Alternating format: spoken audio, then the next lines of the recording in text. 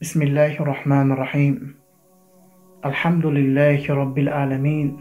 Wassalatu wassalamu ala rasulihi Muhammadin wa ala alihi wa ashabihi ajma'in. Assalamu alaikum wa rahmatullahi wa barakatuh. Alloh haq subhanahu va taolo o'zi yaratgan narsalarni ba'zilaridan afzal qilib qo'ydi.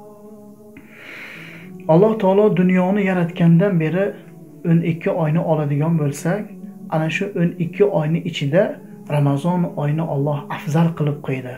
Hamma oy ham Allohning oyi, hamma vaqt o'lchovlar Allohni yaratgan vaqtlari, lekin bularning ichida Alloh taolo Ramazon oyini afzal qilib qo'ydi. Nega? Chunki bu oyda Alloh taolo o'zini kalomi Qur'oni Karimni nozil qildi va ayni mana shu Ramazon oyida ro'za tutishlikni Alloh farz qilib, fazilatiga Alloh fazilat qo'shdi va boshqa oylarda qilinadigan xayrli ishlarni, amallarni bu oyda, Ramazon oyida bir necha bor savobini ko'p bo'lishligini Alloh joriy qildi. Shuning uchun azizlar, 12 oy ichida eng afzal oy bu Ramazon oyi ekan. Kunduzini oladigan bo'lsak azizlar, ya'ni yil davomida eng afzal kunduzi bu Arafa kuni. Arafa kunida hojilarimiz Arafotda turishadi. U yerda qilingan duolarni Alloh ijobat qilishadi. Arafa kunida qilingan amali solihlar, qilingan barcha yaxshi amallarni Alloh savobini bir necha bor qilib beradi inshaalloh. Va eng afzal endi kechani oladigan bo'lsak, eng 12 oyda yil davomida eng afzal kecha bugungi kunda bizni boshimizga soyabon bo'lib turgan Ramazon oyining kechalari. Xususan Ramazon oyining 3-10 kunligi itqum minan niron dahasi va u kunda albatta Laylatul Qadr kechasi bor. Eng afzal kecha Laylatul Qadr kechasi hisoblanadi. U kunga qilingan ibodatlar, toatlar, zikrlar, qilingan barcha yaxshi amallarni Alloh savobini, ajrini ko'paytirib beradi. Shuning uchun bu kecha ulug' kecha ekan, bu kechani fazli buyuk ekan deb qurib amal qilmasdan o'tib ketsak, unda maqsad hosil bo'lmaydi. Savob olishga harakat qilsak, o'sha kunga astoydil xayrli ishlarni da bardavom bo'lsak, inshaalloh fazl ustiga fazl bo'ladi. Oysha onamiz Siddiqa binti Siddiq radhiyallohu anha, Imom Buxoriy, Imom Muslimlar rivoyat qilgan ushbu sahih hadisda aytadilarki, Oysha onamiz aytadilarki, payg'ambarimiz sollallohu alayhi va sallam Ramazon oyini 3-dahasi, 3-10 kunligi kirganda ibodatda bellarini mahkam bog'lar edilar. Kechqurunni tiriltirar edilar va ahllarni unga uyg'otar edilar. Ya'ni payg'ambar alayhissalot vassalom Ramazon kechalari, xususan 3-dahaga har bir narsani ziyoda qilar edilar. Tilovati Qur'on bo'lsin, namoz o'qishlik bo'lsin, xayri saxovatda bo'lsin. Payg'ambarimiz alayhissalot vassalom saxovat peshalikda o'qishdan saxovatliroq odam bo'lmagan. Ramazonda saxovatliklari yanada oshar edi. Sahoba ikromlar aytishadiki, Ramazon kirganda Rasulullohning javoblari shunday bo'lar ediki, go'yoki tongda esgan nasim shabadaga o'xshar edi. Tongda esgan nasim shabada hammaga bir xil rohat bag'ishlaydi. Rasulullohning javoblari mana shunday edi deb aytadilar.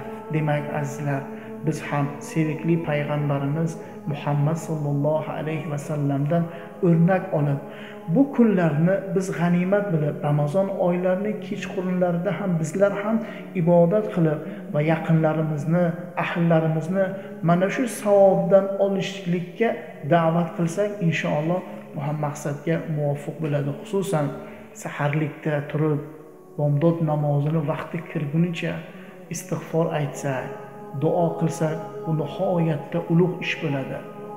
Astagfirullahul azimul-lazi la ilaha illa huval hayyul qayyum va atubu ilayh.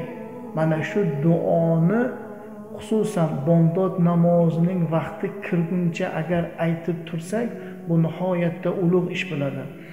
Bomdod namozini o'qib bo'lgandan keyin azizlar, agar charchamasak, uyqumiz kelmasa, joy namozni ustida turib yana Allohni zikr qilsak, tasbih aytib tursak, tilovati Qur'onni mana shu zikr bilan mashg'ul bo'lsak, yana nur ustiga nur, fazilat ustiga fazilat, savob ustiga savob bo'ladi. Zikr degani azizlar, bandani oson savobga ega bo'lishligi. O'tirgan joyda inson subhanalloh desa agar bo'ldi, butun dunyoni savobga to'lg'izadi. Payg'ambarimiz sollallohu alayhi va sallam hadis muboraklarida aytadilar: "At-tahuru shatrul imani", tahorat, poklik iymonning yarmi deydilar. "Valhamdulillahi tamlan mizani", alhamdulillah deyishlik tarozini to'ldiradi. Ya'ni mizon tarozini savobga to'ldiradi. Subhanallohi valhamdulillahi tamlani aw tamla'u ma bayna samawati val ard. Subhanalloh deyishlik, alhamdulillah deyishlik yer va osmon orasini savobga to'lg'izadi deb Payg'ambarimiz sollallohu alayhi vasallam hadislarda marhamat qiladilar. Boshqa bir hadislarda aytadilarki, ikki kalima bor. Tilda yengil, lekin tarozida og'ir deydilar. Ya'ni tarozida savoblar pallasida og'ir. Subhanallohi valhamdulillahi. Bu juda ham oson narsa. Bu hech qanday mashaqqatsiz, ya'ni ilm, ma'rifat talab qilmasdan savobga ega bo'ladigan narsa. O'tirgan joyga, turgan joyga subhanallohi, subhanallohi, alhamdulillahi, alhamdulillah deb tursa bo'ldi, tamom. Juda katta savobga ega bo'ladi. Alloh taoloni zikr qilishlik azizlar buyuk fazilat. Xususan Ramazon oyida tilovati Qur'on bo'lsin, xayr saxovatda bo'lsin, Allohni zikr qilishlik bo'lsin, bular savobi, ajri bir necha bor inshaalloh ko'paytirib beriladi. Alloh taoloni zikr degani Allohning ulug'ligini, uning azamatini, uning kuchi qudratini, uni barkamol sifatlarini esga olib, ixlos bilan savob umidida banda zikr qilsa, esga olsa, mana shu narsa zikr deyiladi. Shuning uchun Allohni zikr qilish Allohni o'zidan bizga buyruq bo'lgan. Bu borada Qur'oni Karimda Alloh taolo aytadiki: "Auzu billahi minash shaytonir rojim. Bismillahirrohmanirrohim. Ya ayyuhallazina amanu zkurulloha zikran kaseera va sabbihuhu bukratan va asila." Ey iymon keltirganlar, Alloh taoloni ko'p zikr qilinglar va uni poklab ertayu kech uni yod etinglar deb Alloh taolo Qur'onda marhamat. Demak, Alloh taolo mo'min bandalariga o'zini eslashlikni, o'zini zikr qilishlikni va ertayu kech unga tasbih aytishlikni buyurmoqda. Demak, bu buyruq farzni ifoda etadi. Alloh taoloni zikr qilishlik bu farz azizlar. Boshqa bir oyati karimada Alloh taolo aytadiki: "Fazkuruni azkurukum vashkuruli va la takfurun." Bas meni eslanglar, men sizlarni eslayman deydi. Ikki so'zdan iborat. Fazkuruni azkurukum. Meni eslanglar, men sizlarni eslayman deydi. Demak, bundan kelib chiqadigan oqibat butun olamlarga tatiydigan ish bo'ladi azizlar. Chunki Alloh taolo o'zini zikr qilgan bandasini zikr qilishga va'da beryapti. Inson o'zi zarraga ham arzimaydigan insonni butun olamlarning Robbisi Alloh taolo o'sha zarraga ham arzimaydigan insonni zikr qilishligi bu biz uchun qanchalik baxt, qanchalik bu saodat. Zikrning shu uchun eng afzali bu la ilaha illalloh kalimasidir. Alloh taoloni zikr qilishlik inson uchun qanchalik fazilat, qanchalik savobi ulug' so'z ekanmi, ish ekanmi, demak Allohni unutish, Allohni zikr qilmaslik, Allohni esdan chiqarishlik bu bandani dunyo oxiratda afsus va nadomatga keltiradi albatta. Chunki Qur'oni Karimda Alloh taolo aytadiki: "Va man a'rada an zikri fa inna lahu ma'ishatan dhanka va nahshuruhu yawmal qiyamati a'ma." Kim meni zikrimdan yuz o'girsa, deydi Alloh, dunyoda unga torlikni beraman, tor hayotni beraman. Va qiyomat kunida uni ko'r holatda tiriltiraman. Banda aytar ekan: "Ey Robbim, hayotiy dunyoda ko'zim ko'rar edi-ku, ko'zim ochiq edi-ku, nega qiyomatda meni ko'r holatda tiriltirding?"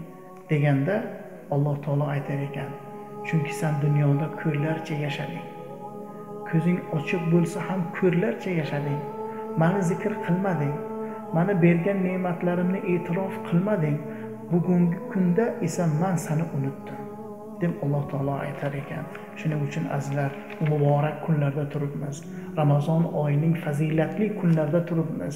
Xususan Ramazon oyining 3-10 kunligi itqum minan niron, qadri ulug' kechalar, Laylatul Qadr kechalarida ko'proq Allohni zikr qilib, ko'proq xususan duolar qilaylik. Yurtimiz, elimiz, xalqimizni haqqiga duolar qilaylik. Fuzayl ibn Iyoz rahimahulloh buyuk vali zotlardan, qutbu zamon, u kishi aytgan ekanlar: "Agar menda bitta ijobat bo'ladigan duom bo'lganda edi, sultonni haqqiga duo qilgan bo'lar edim." Sulton kim? Podshoh. Nega deb so'raganda, agar o'zimni haqqimga duo qilsam, o'zim uchun ijobat bo'ladi. Agar yurtboshi, podshohni haqqiga duo qilsam, podshohni ortida turgan butun el yurtga bu saodat bo'ladi, salohiyat bo'ladi. Bugungi kunda boshimizga sinovli kunlar o'tyapti. Alloh taolodan duo qilaylik. Xalqimiz, elimiz, yurtimiz haqqiga duo qilaylik. Alloh taolo bu sinovli kunlarni boshimizdan ko'tarsin. Xususan yurtboshimizni haqqiga ko'proq duo qilaylik. Alloh taolo bu yurtni farovonligini ziyoda qilsin. Xalqimizni hayotini Alloh farovon qilib, yana o'zini fayz va barakotini bu yurtga ilohim sochsin. Assalomu alaykum va rahmatullohi va barakatuh.